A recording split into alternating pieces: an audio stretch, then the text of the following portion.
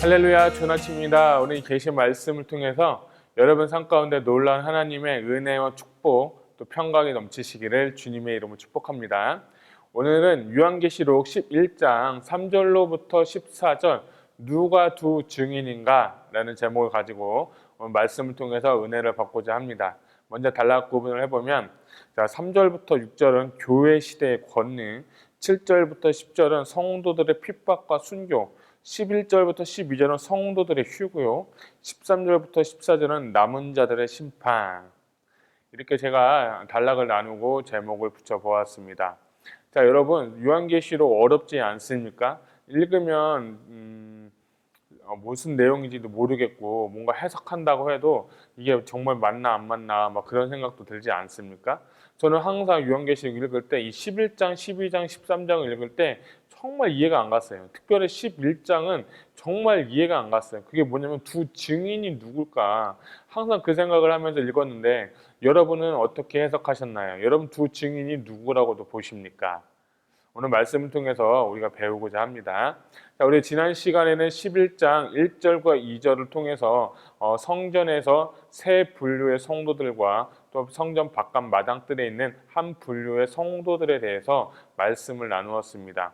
자, 그리고 11장 전체를 보게 되면 이 11장 전체는 여섯 번째 나팔을 어쩌면 다시 한번 리마인드 시켜주고 요약해서 다시 포커스해 주는 내용 같다고 생각합니다. 이런 말씀들이 12장과 13장에도 비슷한 말씀들이 나오는데 오늘 말씀을 보게 되면 1절과 2절에서 성전을 측량하시고 그 후에 이제 하나의 교회 시대의 시작이 또 되는 것을 볼 수가 있어요.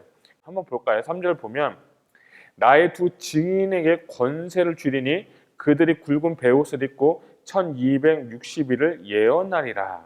아멘. 자, 그 3절에 보게 되면 두 증인이 나오는데 그 두 증인이 누구냐? 이 설교하는 분들마다 다르고 학자들마다 다른데 크게 두 부분으로 나눌 수 있어요. 첫 번째는 이 두 증인은 모세와 엘리야다라고 보는 분도 계시고 또 다른 한편으로는 교회를 상징한다라고 하는데 저는 이 두 가지 사역이 또 다 맞는 것 같아요. 근데 특별히 저희는 1세기 원독자의 관점으로 보게 된다면 교회가 조금 더 타당하지 않나 싶습니다. 그런데 오늘 말씀을 보니까 이 두 증인이 옷을 입었네요. 옷을 그 신분을 상징한다고 했는데 무슨 옷을 입었냐면 굵은 배 옷을 입었습니다. 여기서 굵은 배 옷은 무엇을 의미하냐면 회개를 상징하기도 하고 상을 당했을 때 입는 옷이 바로 굵은 배옷입니다. 교회로 보게 된다면 교회는 예수 그리스도의 신부로 볼 수가 있습니다. 그러니까 지금은 신랑이 없어진 상태고 신랑이 정말 죽어서 장사된 상태이기 때문에 이들이 입는 옷, 교회가 입는 옷을 상징적으로 굵은 배옷이라고 표현을 해서 어쩌면 저는 이 두 증인은 교회 사역으로도 볼 수가 있습니다. 그리고 나서 그들이 굵은 배옷을 입고 1260일을 예언하였다라고 말씀하셨는데 우리 지난 시간에 42달 나왔죠. 42달은 3년 6개월이라고 했고 이 또한 3년 6개월을 일로 표현하면 1260일이다 이렇게 볼 수가 있겠습니다. 그래서 많은 성경 해석하시는 분들, 설교하시는 분들은 이 42달, 3년 6개월, 1260일 이것을 다니엘 71회와 풀어서 같이 설교하시는 분도 있습니다. 이것이 세대주의적 설교 방법인데 저도 이것에 어느 정도 동의하지만 우리는 이것을 이번 시간에는 우리가 보지 않습니다. 제가 요한계시록 강의할 동안은 이것을 보지 않고 철저하게 상징적인 모습으로 42달, 3년 6개월, 1260일을 어떤 특징이 있는지에 대해서 말씀을 나누고자 합니다. 그래서 숫자들을 보게 될 때 3년 한때, 두때, 반, 그리고 3년 6개월, 그리고 1260일, 42달이 있는데 숫자가 짧으면 짧을수록 짧은 기간을 내게 되고 1260일이라는 것은 아주 긴 시간이기 때문에 이 긴 시간은 교회 시대에 좀 합당한 것 같아요. 우리가 지난 시간에 보았던 42달 동안 성전 바깥들이 짓밟히리라고 했는데 그 시간은 짧은 시대를 의미하는 거예요. 오늘 3절에 나온 이 두 증인의 사역의 시간은 1260일인데 이것은 뭐냐면 하나님께서 교회 시대를 통해서 긴 시간 동안 사역하게 하는 하나의 그 시간이 있다는 거예요. 그러니까 우리가 왜 주님이 아직 오시지 않는가, 주님이 왜 아직 재림하시지 않는가, 이 말씀을 생각할 때 주님이 허락하시는 그 시간, 이것이 1260일이 어떤 큰 진짜 1260일이 아니라 하나님께서 선택하신 그 시간 가운데 우리가 교회 시대 가운데 사역을 하고 있다는 거예요. 그래서 이 1260일이 닫히게 되면 이제는 환란 시대가 그리고 심판 시대가 시작이 된다는 거예요. 그러니까 지금 우리가 교회 시대 가운데 할 수 있는 것은 무엇입니까? 말씀을 전하고 복음을 선포하고 하나님의 권능, 교회의 권능, 교회의 능력을 많은 자들에게 보여야 될 줄로 믿습니다. 자, 그래서 4절 보게 되니까 그들은 이 땅의 주 옆에 서 있는 두 감람나무와 두 촛대니라고 했는데, 이 두 감람나무는 어디에 나오냐면 스가랴서에 나오는데, 이 두 감람나무는 그 당시 수룹바벨과 대제사장 여호수아를 의미하는 것입니다. 그리고 또 감람나무는 성령님을 의미합니다. 그리고 또 하나 두 촛대가 나오는데, 우리 촛대, 그 초 어디서 보았죠? 요한계시록 1장에서 이 촛대 사이를 거니시는 이가, 이 촛대는 무엇을 상징한다고 했습니까? 교회를 상징한다고 했습니다. 불이라는 것도 성령을 의미하게 되는데, 그래서 3절과 4절의 두 증인의 사역은 교회 시대에 그 상징한다, 이렇게 볼 수가 있겠습니다. 그래서 교회 시대 가운데 성령님에 의해서 권능과 능력이 임하게 되는 것이고, 그 능력으로 사역을 하는 시간이 바로 언제냐? 1260일이고 1260일 동안 예언하게 될 것입니다. 이 예언한다는 뜻은 다른 게 상징적으로 본다면 사역하게 되고 복음을 선포하게 되고 하나님의 진리, 십자가의 도를 전하는 시간이 바로 1260일이라는 긴 시간 동안 우리에게 허락되었다, 이렇게 보시면 좋겠습니다. 자, 그래서 5절에 보게 되니까 만일 누구든지 그들을 해하고자 하면 그들의 입에서 불이 나와서 그들의 원수를 삼켜버릴 것이요, 누구든지 그들을 해하고자 하면 반드시 그와 같이 죽임을 당하리라. 또 그들이 권능을 가지고 하늘을 닫아 예언하는 날 동안에 비가 오지 못하게 하고. 자, 5절부터 6절 상반부까지 보게 되면 이 떠오르는 사람이 있어야 돼요. 누가 떠오르시죠? 예, 봤습니다. 바로 선지자 엘리야가 생각이 나야 됩니다. 엘리야가 열왕기상 18장에 850대의 싸움 가운데 있을 때 어떻게 됐습니까? 불이 내렸지 않습니까? 번제단이 불이 내리고 번제단에 있는 그 도랑도 다 태워버리고 그 번제단에 있는 불로 말미암아 엘리야가 850명의 그 이방 선지자를 다 잡아서 죽이는 사건이 있었는데, 그것을 지금 이 사도 요한이 인용해서 본 거고 쓴 거예요. 자, 이것은 교회 시대에도 마찬가지로 하나님의 권능을 받고 하나님의 능력을 받아서 힘있게 사역해야 될 것을 지금 이야기하고 있는 것입니다. 그런데 많은 분들이 의아해하죠. 교회 시대는 지금 이런 일이 일어나지 않는데, 교회 시대는 지금 우리가 이런 거 보지 못했는데, 이렇게 얘기하죠. 그럼 결론은 무엇입니까? 우리 안에 성령님이 없다는 겁니다. 초대교회 성도님들, 이들은 성령의 능력으로 하나님의 일들을 감당했다는 것입니다. 사도행전 2장에 나와 있는 초대교회 성도들의 모습을 보시면 그들이 성령의 충만함을 받아서 날마다 하나님 찬미하고 떡을 떼고 자기의 재산을 다 팔아서 각 사람들의 필요와 수요대로 다 나눠져 버리고 하나님을 찬미했다는 거예요. 그 믿는 자의 수가 나타났다는 거예요. 믿는 자마다 이적과 표적과 능력과 권능이 막 나타나서 믿는 자의 수가 더하여졌더라. 할렐루야! 이것이 교회 사역의 시대에, 교회 시대 가운데 일어나야 될 사역이라는 거예요. 그래서 교회 시대 가운데 무엇이 없으면, 성령님이 없으면 이 시대는 교회 시대가 아니라는 거예요. 교회에 성령님이 없다는 건 우리가 이 교회 시대에 정말 사역을 잘하고 있지 않다는 거예요. 그래서 성령님을 받고 이 엘리야의 사역을 보십시다. 하늘의 문을 닫으니까 비가 내리지 않았어요.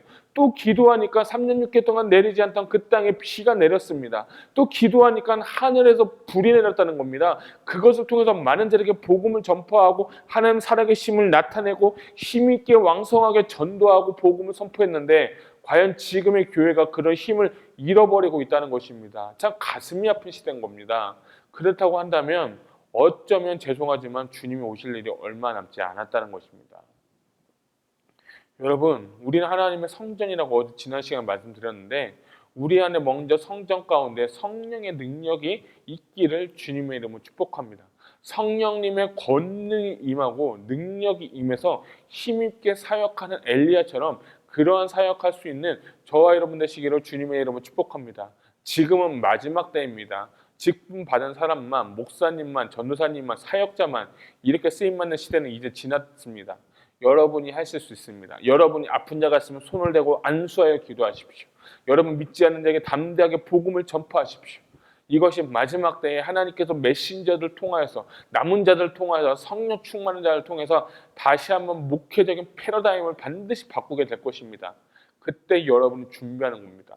그래서 저는 이 말씀을 매일매일 하루에 한 장씩 나누고 많은 사람들에게 하나님께 주신 메시지를 캐내고 하나님의 음성을 듣는 훈련을 갖게 하고 하나님께 주신 마음을 쉐어하면서 마지막 때 우리가 어떻게 하나님의 복음을 전파할지, 내가 말씀으로 서 있지 않으면, 내가 줄 것이 없으면 복음을 전할 수가 없는 것입니다. 여러분, 말씀을 가까이 하시길 바랍니다. 말씀을 날마다 상고하고 묵상해서 하나님께서 나에게 주신 비전이 뭔지, 음성이 뭔지를 캐내어서 이 말씀을 묵상하고 주의하러 묵상하는 자, 의인, 하나님께서 주시는 그 복을 받아 누리시기를 주님의 이름으로 축복합니다. 아멘. 할렐루야. 6절 중반부를 한번 보겠습니다. 또 권능을 가지고 물을 피로 변하게 하고 아무 때든지 원하는 대로 여러 가지 재앙으로 치리로다. 자, 이 6절 하반부를 보면 생각나는 사람이 누가 있습니까? 모세가 생각나죠? 모세를 통해서 어떤 일이 일어났습니까? 10가지 재앙을 내리고 바로로부터 이스라엘 백성들을 구출해냈다는 거죠. 우리도 마찬가지. 우리가 성령 받고 능력 받고 권능을 받아서 정말 이 세상에 애굽에 빠져 있는 세상에 있는 사람들을 그들을 끄집어내서 홍해를 건너게 하고 광야 훈련을 시키고 하나님 마침내 요단강을 넘어서 이 가나안 땅을 들어가게 하는 훈련을 우리가 해야 된다는 것입니다. 이것은 철저하게 교회 시대 때 많이 할 수 있는 사역이기 때문에 이것을 우리가 지금 이 순간 하지 않으면, 우리만 예수 믿고 나태하게 있으면, 복음을 전파하지 않으면 이때는 문이 닫히게 되면 수많은 자들이 다 하늘나라에 갈 수 없고 지옥에 가게 되는 겁니다. 음부에 가게 되는 것입니다. 여러분의 자녀에게 하십시오. 여러분의 정말 친족들에게 하십시오. 여러분의 비즈니스 파트너들한테 이야기하십시오. 여러분 욕을 먹어도 괜찮아요. 여러분 욕을 먹어도 핍박을 받아도 하늘나라에는 분명히 여러분을 향한 상급이 있을 것입니다. 지난주 보셨잖아요. 순교 당하면 재단에 가 있는다고. 지난주 어제 말씀 묵상하면서 과연 나는 어디에 있을까? 여러분은 어디에 속하고 싶으세요? 저는 개인적으로 재단에 속하고 싶어요. 말씀 읽다 보니까 순교하는 게 제일 빠른 것 같아요. 환난과 핍박을 그 기간 지나서 천년왕국에 가는 거는 저는 마음이 약해서 어려울 것 같아요. 그리고 제가 그게 믿음이 좋지 않아서 휴고는 제가 볼 때 좀 어려울 것 같아요. 환난과 핍박을 당해야 되는데 그러면 제일 빠른 게 순교하는 거다. 저는 그 생각을 해봤거든요. 자, 오늘 말씀은 우리가 그런 시대 오기 전에 복음을 전해야 된다는 것입니다. 하나님의 말씀을 선포해야 되는 겁니다. 하나님의 나라 확장을 위해서 나의 가진 시간과 재물과 물질과 달란트와 나의 모든 것을 힘을 다해서 하나님 나라를 전파해야 된다는 것입니다. 여러분 있는 위치에서 이제 때가 얼마 남지 않았습니다. 마지막 때는 이미 다가오고 있습니다. 제가 지난번에 말씀드렸던 많은 주님 오시기에 그 세 가지의 조건들, 순교자의 수가 차야 된다, 모든 족속에게 복음이 전파된다, 이스라엘의 회복이 되어야 된다. 이제 주님 오실 날은 얼마 남지 않았습니다. 그렇기 때문에 오늘 이 말씀을 가볍게 듣지 마시고 이 교회 시대의 권능, 잃어버렸던 이 권능이 다시 한번 되살아나기를 주님의 이름으로 축복합니다. 아멘. 자, 7절을 한번 볼까요? 자, 3절부터 6절까지는 이제 교회 시대로 보게 되는데 7절에 보니까 무슨 단어가 나오는지 한번 볼까요? 그들이 증언을 마칠 때에 그들의 사역이 이제 끝났어요. 마쳤다. 이제 the end. 끝나버린 거예요. 마칠 때쯤 이제 한 개의 트랜잭션이 이제 변화되죠. 자, 그런데 또 하나의 키워드가 나오네요. 무엇이 나오죠? 무적행이 나오죠. 이 무적행이 여러분 어디서 보셨습니까? 다섯 번째 나팔에 한 천사가 타락해서 무적행의 열쇠를 받고 무적행에서 열쇠로 그 무적행을 여니까 큰 연기와 황충의 때가 나타났는데, 자, 오늘 7절에 보니까 무엇이 나왔어요? 황충이 나왔죠. 그리고 무적행에서 짐승이 그들과 더불어 전쟁을 일으켜 그들을 이기고 죽일 터인즉, 자, 그 무적행에서 나온 천사들, 무적행에 나온 악령들이 누구와 싸우냐면 교회 시대의 이 두 증인들과 싸우게 되는데, 그들을 싸워서 이기고 그들을 죽인다고 했어요. 다섯 번째 콜로를 제가 누누이 말씀드렸죠. 순교다, 죽음이다라고 했는데, 다섯 번째 콜로 나와서 하는 게 뭐예요? 이들을 전과 같은 그 권세로 그 뿌옇게 된 혼탁한 시대 가운데 죽이게 되는 거예요. 교회 시대가 끝나고 이제 순교자들이 나타나게 될 것입니다. 전무후무한 순교들이 일어나게 될 것입니다. 자, 그 다음에 8절을 볼까요? 그들의 시체가 큰 성 길에 있으리니 그 성은 영적으로 하면 소돔이고 애굽이라고도 하니 곧 그들의 주께서 십자가에 못 박히신 곳이라. 어떤 전쟁이 있었는데 그 사람들 가운데 이 죽은 사람들 시체들이 널렸다는 거예요. 하도 많아서 장사할 수 없을 만큼 많은 시체들이 일어났어요. 자, 근데 이것이 어디에 나왔냐면 선지자를 좀 보게 되면 구약시대 선지자들이 다 죽음을 당해서 그냥 시체 가운데 장사하지도 못하고 그냥 바닥에 그냥 시체들이 그냥 나뒹굴렀거든요. 이것이 오늘도 우리와 같은 시대에 일어날 수도 있는데, 그게 보니까 소돔과 애굽이다. 영적으로 보고, 그리고 그곳은 어디냐?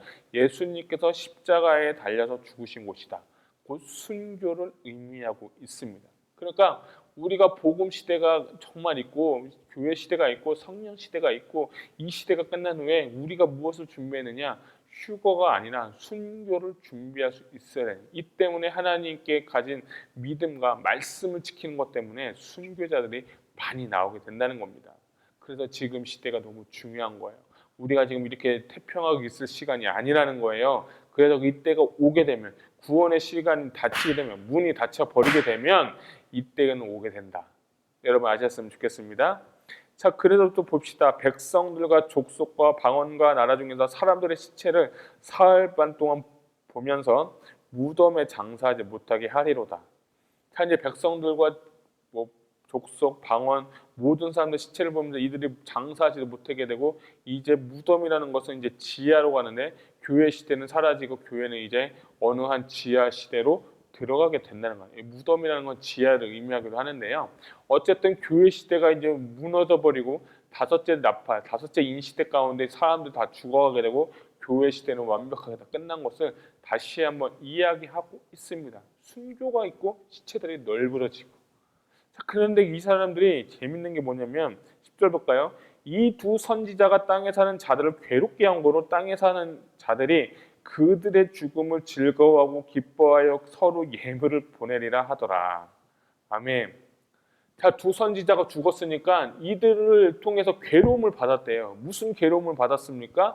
복음을 전한 거. 예수님이 진리다. 예수님만이 구원의 길이다. 누구든지 예수 그리스도를 주라 시인하지만 하늘나라에 갈 수 없다. 물과 성령으로 세례를 받지 않으면 죄송합니다. 성령 받지 않으면 천국 갈 수 없다. 이 얘기가 계속 진리가 선포되는데, 이들 양심 가운데 그것을 믿어지지 않고 자기의 욕심대로 정욕대로 살려고 하다 보니까 그들 귀에 뭐예요? 그들은 괴롭게 됐다는 거야. 아, 이거 괴로운 소리인데 우리 그냥 편하게 믿으면 어때? 다른 종교를 믿어도 한 종교 똑같은 거 아니냐? 다른 구원의 길은 여러 가지 길이다. 천주교를 믿어도 이슬람을 믿어도 불교를 믿어도 산 정상 올라오면 다 되고, 그 종교는 하나다. 어떠한 신에 대한 것이다. 이런 얘기를 하고, 또 교회에서 동성애 얘기를 하고, 차별 끝이 안 된다고 얘기하고, 당신 죄라고 얘기하고, 이런 얘기들 그들 마음 가운데 괴롭게 하는 거예요. 흡사 사도행전에 보게 되면 스데반 집사가 복음을 선포하다가 어떻게 됐습니까? 돌로 맞아서 죽었습니다. 그들의 마음에 찔림을 받아서 하나님의 말씀을 들으면 찔려서 회개하든지 아니면 그 사람을 죽이든지 이때가 온다는 거예요. 그러니까 순교자 그 시대가 지금 똑같이 일어나고 있는 거예요. 아우 정말 힘들었는데 이 말씀 듣기 귀찮았는데 괴로웠는데 죽여버린 거예요. 그러다 그들의 양심이 사라진 시대 가운데 어떤 일이 납니까? 서로가 기뻐했어요. 그리고 서로 예물을 보냈어요. 여러분 이게 상상이 가요? 사람들을 막 죽여놓고 예물을 보내요. 막 기뻐해요. 술을 마셔요. 파티를 해요. 지금 이게 가능한 일일까요? 이런 일이 진짜 일어날까? 요한계시록 읽으면 읽을수록 이런 게 일어날까? 막 그런 생각이 많이 드는 거예요. 하나님 말씀 실제라고 했는데 이런 일이 진짜 일어날 수 있을까?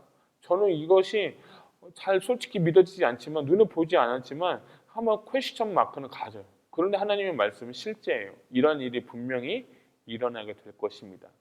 자, 그 이후에 재밌는 사건이 나옵니다. 11절 보면 3일 반 후에 하나님께부터 생기가 그들 속에 들어가매 그들이 발로 일어서니 구경하는 자들이 크게 두려워하더라.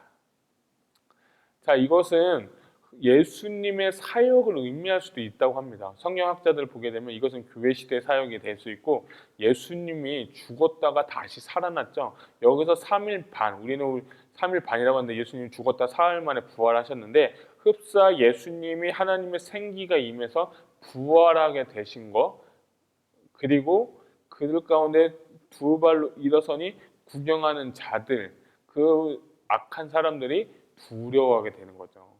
그러니까 교회 시대가 끝난 줄 알고 이제 교회 시대가 머무르냐고 악한 자들을 주어했지만 다시 그들은 하나님의 능력으로 새로운 피조물로서 세워지게 된다는 것입니다. 그러니까 두려워하지 마셨으면 좋겠어요. 죽음을 두려워하지 않는 성도들이 다 되셨으면 좋겠습니다. 3일 반이라는 것은 우리가 잘 모르겠어요. 이 시점이 3년 반이 될 수도 있고 아니면 3일 반이 될 수 있는데 아주 짧은 시간 안에 하나님께서 이들을 다시 한번 회복을 시키실 겁니다. 마치 에스겔 37장에 생기가 들어가서 그 뼈에 마른 뼈에 생기가 들어가서 큰 군대가 일어난 것처럼 오늘 죽었다가 다시 한번 살아나는 그 역사가 우리 가운데 일어나게 될 수도 있습니다. 근데 그들이 통해서 그 악한 자를 두려워하고 12절 보니까 하늘로부터 큰 음성이 있어 이리로 올라오라 함을 듣고 그들이 듣고 구름을 타고 하늘로 올라가니 그들의 원수들도 구경하더라. 가장 재미있는 말씀은 오늘 11장 12절 말씀이에요.